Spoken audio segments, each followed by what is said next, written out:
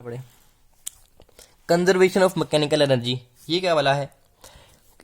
In an isolated system where force external zero होती है। External force जहां पे जीरो है उसे हम कहेंगे आइसोलेटेड सिस्टम।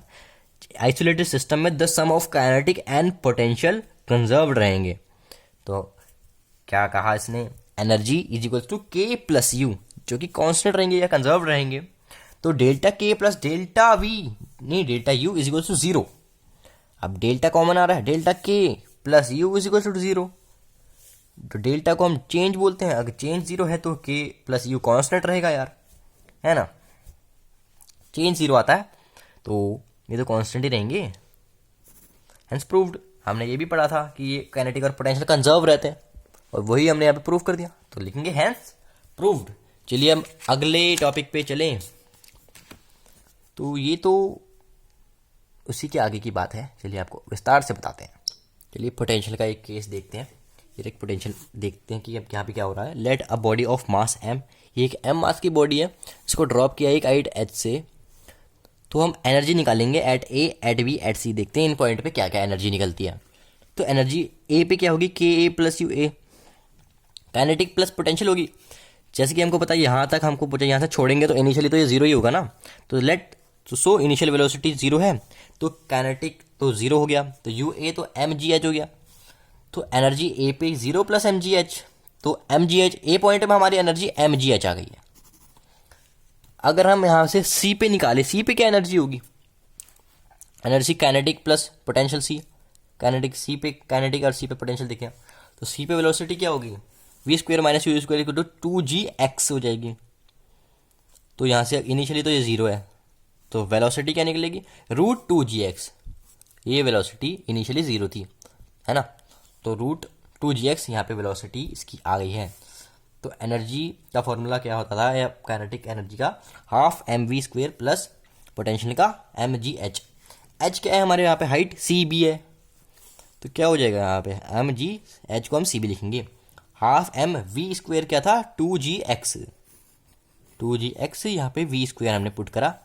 और सी बी क्या होंगे? पूरा एच है, और ए सी क्या है? एक्स है। इसको मैं अच्छे से लिखूं तो ये एक्स है यहाँ से लेके यहाँ तक, तो एच माइनस एक्स क्या हो जाएगा? एच में से हम एक्स को माइनस करेंगे तो हमारा आंसर आ जाएगा सी बी, है ना। तो ये हाफ एम, ये टू से तो टू गया, एम जी एक्स बचा यहाँ पे, है ना। ये टू से ये टू गया, तो हमारा आंसर क्या आया? एम जी एक्स आया, plus M G H minus M G X, है ना। ये एच माइनस एक्स हुआ यहाँ पे, तो हमने इसको मल्टीप्लाई किया एम जी एक्स, यहाँ पे ये एम जी H minus M G X, यहाँ पे एच नहीं होगा, यहाँ पे एक्स है। अब देखो एम जी एक्स और ये एम जी एक्स कटा, तो हमारे पास क्या है आंसर? M G h. तो ए पे भी एनर्जी क्या थी? एम जी एच। ये देखिए ए पे energy at A is m ji h, energy at C क्या आ रही है? एम जी एच सी पे। अब बी पे देखें क्या एनर्जी आएगी? बी पे काइनेटिक प्लस पोटेंशियल होगा।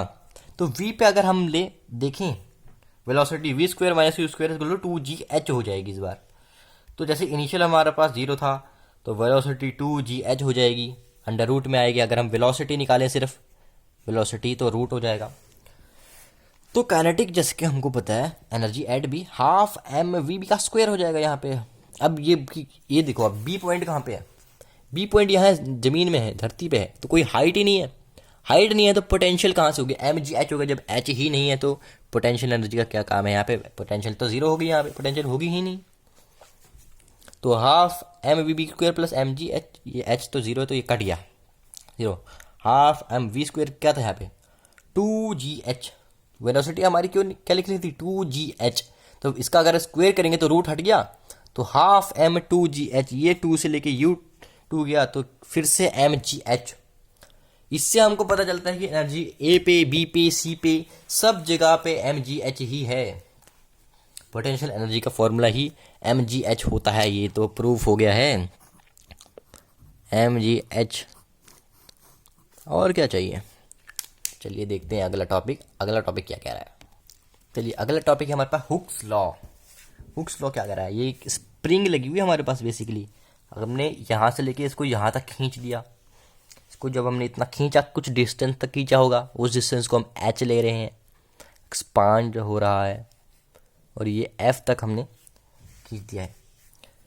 तो रीस्टोरिंग फोर्स वगैरह वगैरह सब आएगा, भी देखते पढ़ते क्या होता है। Let a spring is extended by small displacement x, small displacement x तक उसको हमने खींच दिया। Then it start restored is self, restore अपने आप को रिस्टोर करने लग जाएगी, वो अपनी ओरिजिनल पोजीशन पे आने लग जाएगी। और उसी फोर्स को हम क्या बोलते हैं, रीस्टोरिंग फोर्स। किसी चीज़ को हम स्प्रिंग को खींच रहे हैं, वो वापस अपनी रीस्टोरिंग फोर्स पे आना चाहेगी, उसी फोर्स को हम बोलेंगे रीस्टोरिंग फोर्स। तो रीस्टोरिंग फोर्स डायरेक्टली प्रोपोर्शनल होती है एक्सटेंशन की। जितना एक्सटेंस करोगे उतना ही फोर्स वापस लगेगा, जितना पीछे खींचोगे उतना ही वो वापस भी आगे जाएगा। तो force is directly proportional to x, इतना खींचा तो इतना ही प्रोपोर्शनल, उतना ही एक्स के बराबर होगा। तो प्रोपोर्शनल का साइन हटा के यहाँ पे आ गया के। स्प्रिंग कांस्टेंट, अब यहाँ पे नेगेटिव साइन क्यों लगाया, आपके मन में एक सवाल आ गया होगा। अब हमको क्या करता है ना, हमने नीचे लिखा भी हुआ है, negative sign indicates that restoring force acts always opposite to extension. मतलब इधर को हमने खींचा ना तो फोर्स इधर को लगेगा, वो इधर को कोई भी चीज़ खींचोगे तो वापस फोर्स इधर को लगेगा। जैसे देखिए, जैसे मेरे पास एक ये रबर है, इसको स्प्रिंग कंसिडर करते हैं हम। जैसे ये मेरे पास रबर है, मैंने इसको यहाँ पे स्टिक किया। अब देखो मैंने स्प्रिंग को इतना खींचा, यहाँ पे ये था, यहाँ पे था, इसको मैंने इतना और खींच दिया। अब जितना मैंने इसको खींचा ये ही उतना ही आगे जाएगा, ये देखो उतना ही अपोजिट में जाएगा। ये यहाँ पे इसको मैंने यहाँ तक पे था ये, इसको मैंने इतना खींच दिया, कुछ डिस्प्लेसमेंट करा। अब जितना मैंने खींचा ये उतना आगे जरूर जाएगा। और नेगेटिव का साइन हमने इसलिए लिया क्योंकि जहां मैं खींच रहा हूं उस डायरेक्शन को नहीं जाएगा, उल्टा डायरेक्शन को जाएगा। मैं इधर को खींच रहा हूं, ये इधर को जा रहा है, ये देखो मैं इधर को खींच रहा हूं, ये इधर को जा रहा है। तो इसलिए ये नेगेटिव साइन हमने लिया। और जो के है ये स्प्रिंग कांस्टेंट है। तो आपको एग्जांपल कैसा लगा जरूर बताना यार। अब ये भी दो टाइप के होते हैं, एक होता है कंप्रेस करना और एक होता है खींचना। कंप्रेस करना और खींचना दोनों में फ़र्क है। चलिए हमारे पास एक स्प्रिंग भी आ गई है, इसको इसमें देखते हैं, बड़ी उछल कूद कर रही है। ये देखिए ये हमारे पास एक स्प्रिंग है, इसको हम जितना खींचेंगे ये देखिए वापस रिस्टोरिंग फोर्स लगाएगा। इतना हमने खींचा वापस गया। ध्यान से देखना इसको, ठीक है। थोड़ा मैं जूम कर लेता हूँ उसको। ये देखिए ये मेरे पास स्प्रिंग है, इसको मैंने इतना डिस्प्लेसमेंट करा, इतना खींचा। अब देखो डिस्प्लेसमेंट नोट करो, ये वापस वहाँ पीछे चला गया इसके उल्टे डायरेक्शन में, है ना। अब देखो यहाँ पे मैंने इसको यहाँ से लेके यहाँ तक खींचा। मान लो इसकी इनिशियल पोजीशन को भी मैं नोट करता हूँ। ये रही इसकी इनिशियल, इसको मैं थोड़ा सा इधर करके दिखाता हूँ।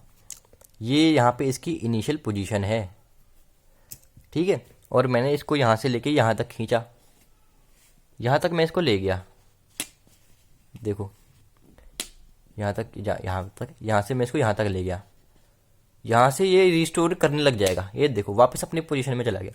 मान लो मैंने इसको यहाँ से लेके यहाँ तक खींचा, मैं इसको मान लो यहाँ से लेके यहाँ तक खींचा। देखो यहाँ तक खींचा ना मैंने, इसको मैं थोड़ा लाइन को एक्सटेंड कर देता हूँ। यहाँ तक मान लो मैंने इसको यहाँ तक खींचा, इसको भी देखो ये मैंने यहाँ से यहाँ तक खींचा। अब ये वापस अपनी ओरिजिनल पोजीशन में चले जाएगा, रीस्टोर कर लेगा अपनी फोर्स को। और एक दूसरी फोर्स को भी कहते हैं। मान लो हम इसको दबा रहे हैं स्प्रिंग को अंदर की तरफ को, मान लो हमने इसको इतना इतना दबाते गए, इतना दबाया कि इससे ज़्यादा नहीं दब रहा है। इसको हम कितना दबाएं आपको दिखेगा नहीं ना फिर अच्छे से, इसको दबाने को तो कितना भी दबा दें। मान लो हमने यहाँ तक था, यहाँ से हमने इसको यहाँ तक दबा दिया, इस स्प्रिंग को हमने यहाँ तक दबाया, इसकी हेल्प से हम इसको दबाते हैं। अरे यार टिक के नहीं खड़ा हो रहा है ये स्प्रिंग। ये देखो हमने इसको मान लो यहाँ तक हमने इसको दबा दिया, हमने इसको पूरा दबा दिया, देखो स्प्रिंग दबा हुआ। अब ये रिस्टोरिंग फोर्स आगे उल्टा तरफ को लगाएगा, जहाँ को हम लगा रहे हैं उसके उल्टी तरफ को लगाएगा। वापस देखो वापस रिस्टोरिंग फोर्स लगाई इसने। स्प्रिंग की यही तो प्रॉपर्टी है यार, देखो वापस रिस्टोरिंग फोर्स लगाएगा वो। ये देखो छोड़ दिया, वापस लगाया उसने, जैसे ही मैं छोड़ूंगा वापस लगाएगा। और खींचने में भी सेम वही फोर्स लगाएगा वो बार बार। ये देखो खींचने में भी वही, दबाने में भी वही। इसी केस को हम यहाँ पे पढ़ रहे हैं, इसी केस को हम अच्छे से यहाँ पे पढ़ रहे हैं। इसी को हमने यहाँ पे फ्री बॉडी डायग्राम से हमने यहाँ पे दिखा दिया है कि अगर हम किसी भी स्प्रिंग को अगर हम खींच रहे हैं तो हम उसको बोलेंगे एक्सटेंशन, और दबा रहे हैं तो हम उसको बोलेंगे कंप्रेशन। ये स्प्रिंग को हमने, ये रहा यहाँ तक, मान लो ये था, अगर यहाँ से हमने इसको खींच दिया, यहाँ से हम यहाँ लेके खींच दिया, तो हम उसको हम बोलेंगे एक्सटेंशन। अब मान लो ये यहाँ पे है, यहाँ से हमने इसको यहाँ पे दबा दिया, यहाँ तक दबा दिया इसको, तो ये कंप्रेशन होगा। अब कंप्रेशन यहाँ को लग रहा तो फोर्स स्प्रिंग यहाँ को तरफ को लगाएगी। अभी हमने देखा, अच्छे से देखा, यहाँ पे ये स्प्रिंग है, कहाँ जा रही है, स्प्रिंग तो जा रही है, ये देखो, ये लगाया फोर्स, स्प्रिंग हमेशा उधर की साइड को फोर्स लगाएगी। अरे तो दब रही है, अच्छे से दब जा यार, ये देखो वापस उधर की साइड को फोर्स लगाएगी, इधर की साइड को फोर्स लगा रही स्प्रिंग, है ना।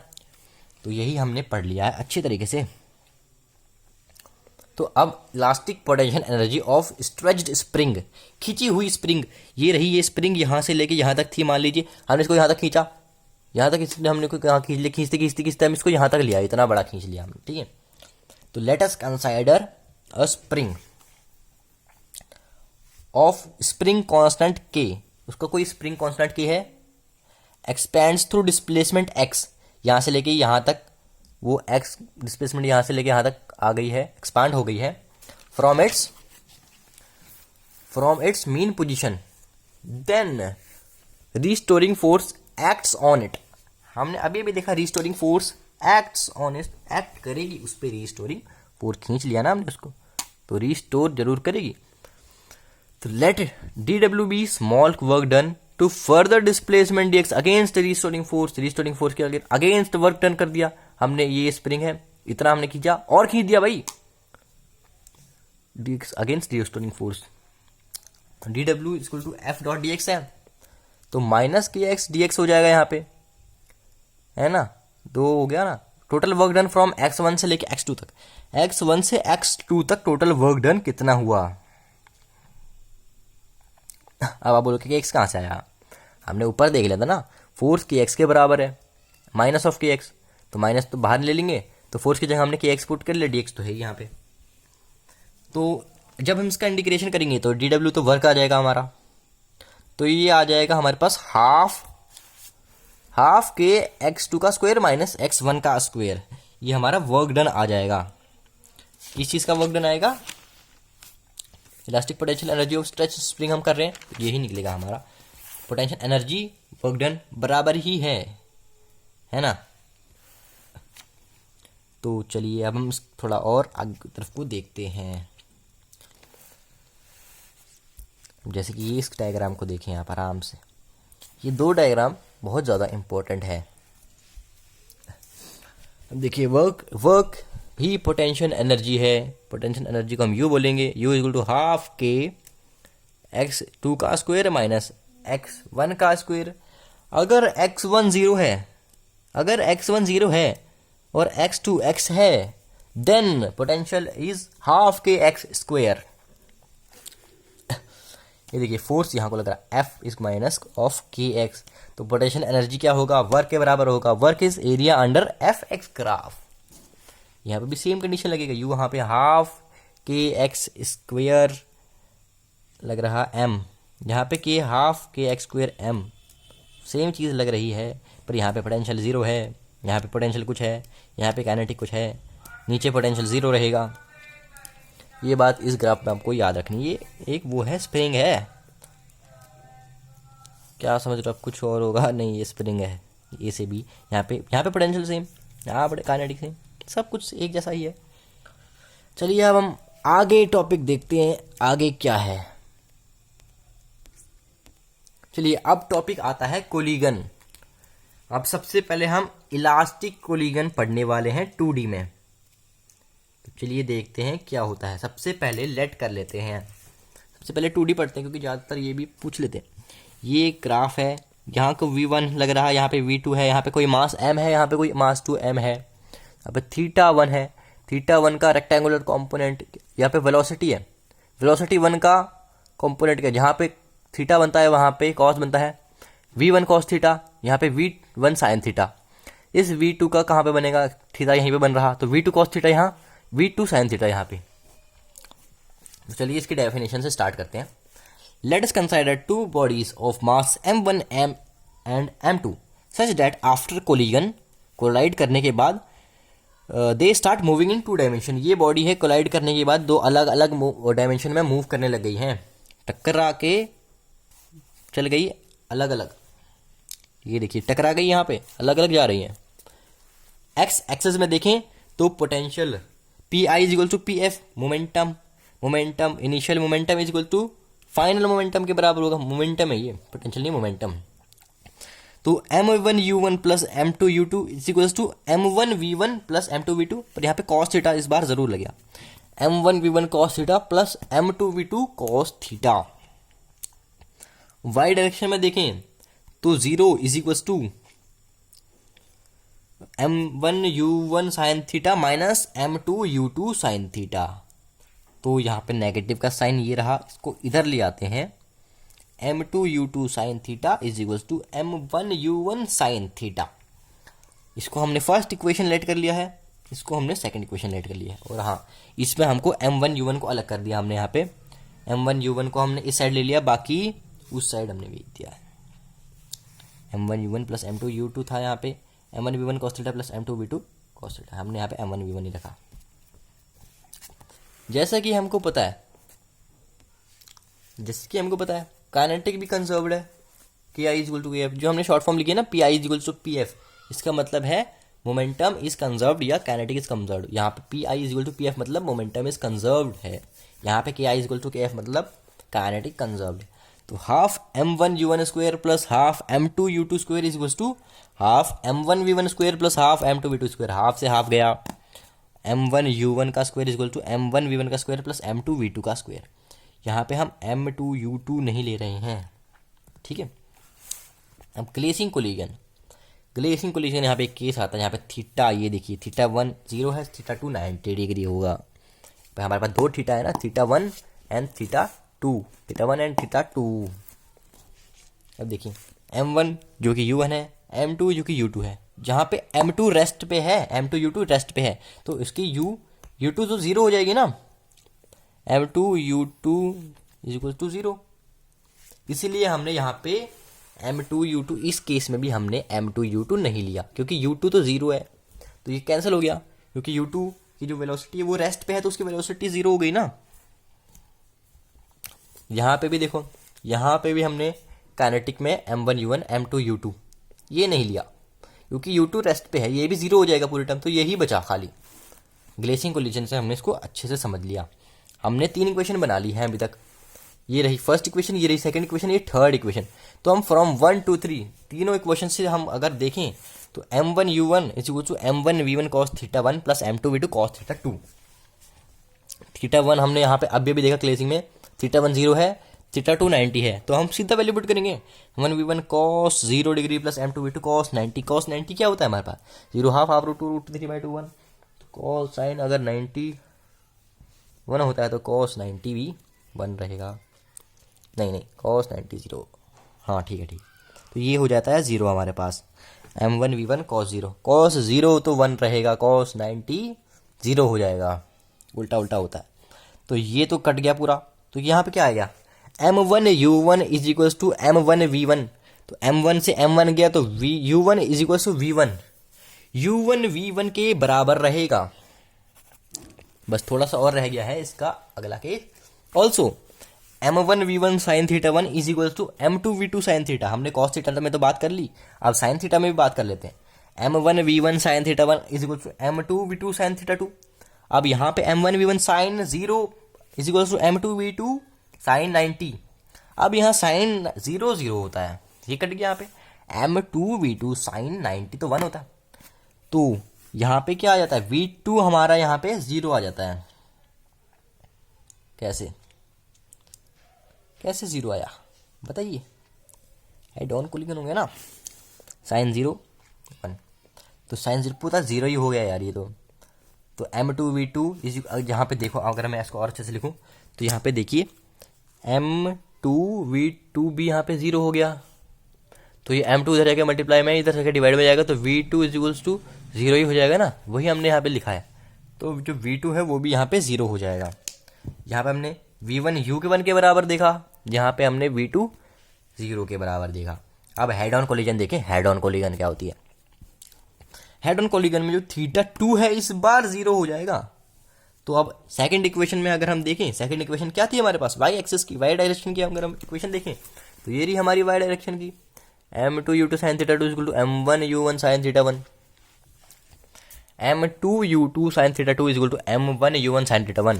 अब यहाँ पे θ2 0 है, यहाँ पे θ1 तो θ1 ही है, sin 0 तो 0, तो ये पूरा कटा। तो हमारा आंसर क्या आया, m1u1 sin θ1 is equal to 0। हमने इलास्टिक कोलिगन 2D में देख लिया है। अब चलिए इलास्टिक कोलिगन इन 1D में देखते हैं। चलिए अब इलास्टिक कोलिगन इन 1D में देखें तो क्या होता है। Let us consider two bodies of mass m1 and m2 moving with initial velocity u1 and u2। Let them collide, then their final velocity will be v1 and v2 in 1D। ये रही m1 और m2 u1 और u2 velocity के साथ कोलिगन के पहले, कोलिगन में दोनों टकरा गए, फिर दोनों अलग अलग हो गए कोलिगन के बाद, और उनकी वेलोसिटी भी अलग होगी। Since linear momentum is conserved, हम इसको लिखेंगे since p i is equal to p f, ऐसे भी लिख सकता हूँ। इसका मतलब ये होता है लीनियर मोमेंटम कंजर्व्ड है, इसको हम शॉर्ट फॉर्म में बोलते हैं। तो हम आगे देखेंगे m1 u1 plus m2 v2, m2 u2 is equal to m1 v1 plus m2 v2। ये u है, ये भी है, तो यहाँ से m1, ये m1 इसको इधर लाएंगे, इस m2 को उधर ले जाएंगे, तो क्या बन जाएगा m1 u1 minus v1 is equal to m2 v2 minus u2। हमको m1 कॉमन लेना ना, यहाँ पे एक m1 यहाँ है, एक m1 यहाँ है, तो हम इधर ले आएंगे तो m1 कॉमन ले जाएगा और u1 माइनस में v1 हो जाएगा। वैसे ही सेम टू सेम यहाँ हो जाएगा। इसको हम फर्स्ट इक्वेशन मान लेते हैं। Since kinetic energy is also conserved, kinetic भी कंजर्व्ड है, तो हाफ m1 u1 का square plus half m2 u2 का square is equal to half m1 v1 का square plus half m2 v2 का स्क्वायर हो जाएगा। हाफ से हाफ दोनों जगह कैंसिल हो गया। यहाँ पे भी सेम चीज़ करेंगे, m1 इसको इधर ले आएंगे तो और m1 कॉमन निकालेंगे, u1 माइनस v1 का स्क्वायर हो जाएगा। सेम चीज़ यहाँ पर हो जाएगी। अब यहाँ पर सेकंड भी आ गई। हमको अब सेकंड इक्वेशन को डिवाइड करना है फर्स्ट से, डिवाइडिंग 2 by 1, तो सेकंड वाला ऊपर रखेंगे, फर्स्ट नीचे रखेंगे। अब यहाँ पे a माइनस बी का होल स्क्वायर आ गया यहाँ पे, है ना, तो हम a plus b, a minus b लगाएंगे, तो u plus v, u minus v करेंगे, तो नीचे तो u माइनस वी है ही, और m से m तो पहले ही कट चुका है, m2 ये तो पहले ही कट गया। तो आंसर क्या आएगा हमारे पास, u1 plus v1 is equals to v2 plus u2। यहाँ से हमको v2 निकालना है। v2 जब हम निकाल लेंगे तो यह हमारी थर्ड इक्वेशन बन गई है। अब हमें थर्ड इक्वेशन को फर्स्ट इक्वेशन में पुट करना है, तो पुट करेंगे m1 u1 minus v1 is equals to m2 u1 plus v1 minus u2 u2 तो दो हो गए यार, है ना, तो ट्वाइस कर देंगे m2 u1 m2 v1 minus of m2 u2 minus of m2 u2। इनको दो बार लिखने से बढ़िया ट्वाइस कर लो, m2 u2 ट्वाइस कर लिया हमने। इसको भी हमने कर लिया m1 u1 minus m1 v1, ठीक है। अब माइनस वाला देखते क्या सिस्टम हो रहा है, m1 u1 minus m2 u1। यहाँ पे हमने m2 v1 प्लस v1 वाली चीज़ रखी है, यहाँ पे हमने v1 और v1 रखा है, यहाँ पे हमने u1 और u2 रखा है। वेलोसिटी हमने यहाँ पे सेम रखी, एक साइड में वेलोसिटी सेम रखेंगे हमने यहाँ पे v1 सेम रख लिया ताकि हम यहाँ पे v1 कॉमन ले सकें। यहाँ पे हमने v1 कॉमन ले लिया, यहाँ पे m2 प्लस m1 हो गया यहाँ पे। अब यहाँ को ट्वाइस m2 u2 हो गया, यहाँ पे भी हमने u1 कॉमन ले लिया। हमको ऐसी इक्वेशन बनानी है कि हम एक तरफ u1 और एक तरफ v1 कॉमन ले सकें, इसीलिए हमने थोड़ी टर्म्स को इधर उधर भेज दिया है ना। अब यहाँ पे हमने v1 कॉमन ले लिया, यहाँ से हमने u1 कॉमन ले लिया। अब देखो v1 निकालेंगे तो इस पूरी इक्वेशन के नीचे ये वाली टर्म आ जाएगी m2 प्लस m1। ये हमने v1 निकाला, ये फोर्थ इक्वेशन आ गई हमारी। अब जो फोर्थ है उसी को हम थर्ड में पुट करेंगे, पुट कर लो भैया। v2 is equal to u1 plus u1 m1 minus m2 plus twice of m2 u2 minus में u2। इसका अगर हम एलसीएम लेंगे तो एलसीएम में क्या होगा, ये इसका एलसीएम, ये तो पूरा एज इट इज आएगा, इसके साथ मल्टीप्लाई हो जाएगा, m1 u1 plus m2 u1 हो जाएगा, है ना, m1u1 प्लस m2u1, हाँ, और इसके साथ भी ये हो जाएगा m1u2 माइनस m2u2, कटा कटा कटा कटा, है ना, ये m2u1 ये वाला यहाँ पे रहा। तो आंसर आता है हमारे पास ट्वाइस m1u1, एक m1u1 ये रहा, एक m1u1 ये रहा, तो ट्वाइस m1u1 ये हो गया। अब एक m2u2 एक और बच रहा, ये एक m2u2 से एक m2u2 कटा, ये रहा, दो में से एक गया तो एक m2u2 बचा और माइनस m1u2 बचा, और नीचे है m1 प्लस m2। इसके अगले स्टेप में देखते हैं क्या हो रहा है। यहाँ से हमने v2 पूरा निकाल लिया, twice of m1u1 plus u2 m2 minus m1 plus m2। तो चलिए अब इसका केस देखते हैं। पहले केस 1, ये पहली बहुत इंपॉर्टेंट है, इसीलिए पहले ही मैंने बोला इसमें ध्यान रखने की बहुत ज़रूरत है। तो चलिए केस 1 देखते हैं। अगर m1 m2 के बराबर है, पहला मास दूसरे मास के बराबर है, when two bodies collide of same mass, तो v1 equal to m1 minus m2 u1 plus 2 m2 u2 m1 plus m2, दोनों की मास सेम है, तो m1 माइनस m1 तो जीरो हो गया पूरा। ये क्या बचा यहाँ पे, सिर्फ 2 m2 u2 डिवाइड में अपॉन में 2 ऑफ m हो गया, वो 2f और 2m से कटा, तो v1 v2 के u2 के बराबर आ गया। ठीक है, तो सिमिलरली v2 निकालने जाए तो m2 minus m1 u2 plus twice of m1 u1 divide by m1 plus m2, यहाँ पे भी मास सेम है, ये भी ये कट गया, तो twice of m1 u1 plus twice of m कर देंगे, m1 भी m ही लिखो, तो 2m से 2m गया, तो v2 is equal to u1। तो जब वो जाएंगे टकराएंगे, कोई बड़ा छोटे से टकराएगा, जो दोनों सेम है ना, बड़ा नहीं है, एक दोनों सेम है, तो दोनों की वेलोसिटियाँ बदल जाएगी, दोनों की जो वेलोसिटी है एक्सचेंज हो जाएगी। मान लो दोनों साइकिल हैं, तो इस साइकिल की वेलोसिटी दूसरी साइकिल में जाएगी, दूसरी की इसमें आ जाएगी, वेलोसिटी शिफ्ट होगी बस। अब इसका दूसरा केस देखें, तो जब अगर m1 m2 से बहुत बड़ा है, कोई बांस है, जैसे ये ट्रक है और ये साइकिल है, अब साइकिल ट्रक को जितनी बार भी ठोक ले कुछ फर्क पड़ेगा क्या? अगर हम साइकिल को निगलेक्ट भी कर देंगे तो चलेगा, तो m2 को हम निगलेक्ट मार देते हैं। जब when a heavier body collides with a lighter uniform body, अब ट्रक साइकिल को उड़ा दे तो साइकिल का बचना मुश्किल है, जरूर मुश्किल है, साइकिल तो बचेगी नहीं, तो साइकिल को हम मान ही रहे कि भाई साइकिल है, तो m2 निगलेक्ट कर लेते हैं भाई, फायदा थोड़ी है साइकिल को लेके यार, ट्रक तो उड़ाना ही है, ट्रक ने तो उड़ाने ही से। तो v1 क्या होगा, m1 minus m2 u1 plus twice of m2 u2 अपन में m1 प्लस m2। तो जैसे कि हमको पता है, हमने m2 निगलेक्ट मार लिया, m2 की जरूरत ही नहीं है भाई हमको, तो यहाँ पे क्या आ जाएगा हमारे पास, m1 u1 minus m2 u1 plus 2 m2 u2, m2 वाला लेंगे ही नहीं हम, m2 वाला लेंगे ही नहीं, तो यहाँ पे m1 वाला लेंगे सिर्फ हम, तो v1 is equal to m1 u1 divided by m1 plus m2, बस ये लेंगे हम। तो हमारी जो फाइनल वेलोसिटी भी आ गई, हाँ वही तो आई यार, m1 u1 m1 plus m2। अब देखें v2 कैसे निकालेंगे हम, m2 minus m1 u2 plus 2 m1 u1 m1 plus m2। जैसे कि हमको पता है m2 वाला निगलेक्ट करना है, m2 वाला भाई चाहिए ही नहीं, तो हम सिर्फ ये वाला लेंगे, twice of m1 u1 m1 plus m2। और जैसे कि हमको पता है, हम इसको कैंसिल भी इसीलिए कर रहे हैं क्योंकि u2 तो ज़ीरो है, यूनिफॉर्म है ना बॉडी। आप बोलोगे तो आराम आराम से भाई, कोई भी बोल रहे हैं इसको ज़ीरो कर लो, इसको ज़ीरो कर लो, क्यों हो रहा है ये, इसलिए हो रहा है क्योंकि जो सेकंड बॉडी है यूनिफॉर्म है, मतलब एक जगह खड़ी है। ये इतना बड़ा ट्रक जो आ रहा है वो इतनी सी छोटी सी बॉडी ये खड़ी है और ये चलता जा रहा है, चल रहा है ये, इसने तो इसको उड़ा देना, ये तो कहाँ जाएगी पता नहीं उधर को, ये खड़ी है तो इसकी तो वेलोसिटी जीरो है ना, तो u2 तो जीरो है, तो यहाँ पे देखो 2 m2 u2 ये जीरो है, तो ये कट गया पूरा, तो सिर्फ यही बचा, और क्या कर सकते हैं, और तो कुछ बचा ही नहीं। और m2 को हमने निगलेक्ट मार देना है, देखो m2 निगलेक्ट कर देंगे क्योंकि m2 इतना छोटा मास है कि ट्रक उससे साइकिल ठुकी नहीं ठुकी उसको पता भी नहीं चलेगा, कुछ ठुका भी है नहीं ठुका। तो सीधा हम आगे बढ़ते हैं, यहाँ पे देखो u2 जीरो है, तो इसको मल्टीप्लाई जो भी करो आंसर तो जीरो ही आना है, तो यही बचा सिर्फ 2 m1 u1 m1 plus m2 divide में। तो speed of heavier body will not change, इसमें भी लिखा हुआ है देखो, हैवियर बॉडी की स्पीड बदलेगी नहीं, और जो हल्की बॉडी है उसकी स्पीड डबल हो जाएगी। भाई वो जिस स्पीड से जा रहा है ना वो उससे दुगनी स्पीड में जाएगा आगे, ठुकरा के जाएगा वो। देखो V2 ट्वाइस हो गया भाई, गजब है यार गजब।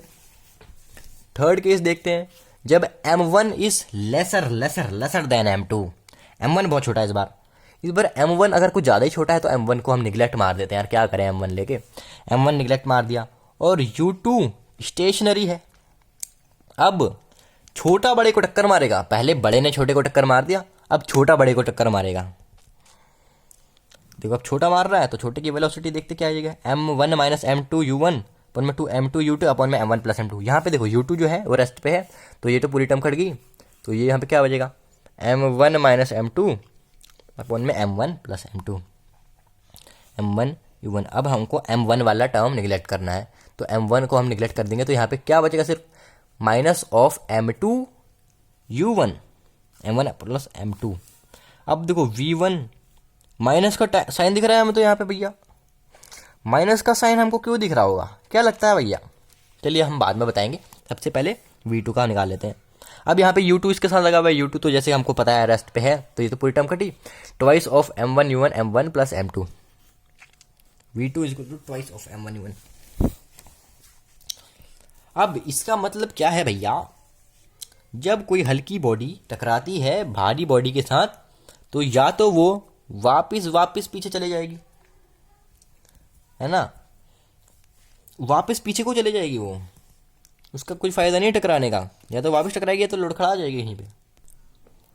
तो हमने यहाँ से ये देख लिया है कि अगर कोई बॉडी हल्की बॉडी भारी से टकराएगी तो भारी को तो कुछ होने वाला नहीं है भैया, छोटी वाली को ही होगा जो होगा, वो तो पीछे चले जाएगी, वो उसकी स्पीड पीछे को वापस हो जाएगी, वो वापस बैक हो जाएगा, ये हमको नेगेटिव साइन इंडिकेट कर रहा है।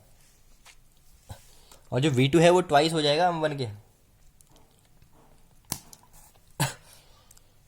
ठीक है। तो चलिए कोलिगन भी हमारा कंप्लीट हो गया। लास्ट कोलिगन में बनते हैं इन इलास्टिक। हमने क्या पढ़ा था, इलास्टिक पढ़ा, इन इलास्टिक हमने इलास्टिक पढ़ लिया है ना, हमने ये देखिए क्या पढ़ लिया, हमने इलास्टिक पढ़ लिया है। अब हम इन इलास्टिक पढ़ते हैं, इन इलास्टिक पढ़ते हैं। ये रहा M1 ये M2 दोनों जाएंगे टकराएंगे, तो देखिए टकराने के बाद क्या होता है।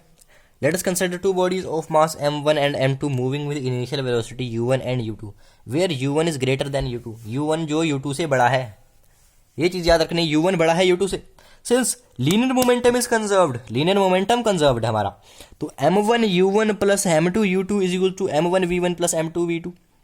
ऐसा हमको पता है V तो बराबर है, V तो सेम ही है यहाँ पे दोनों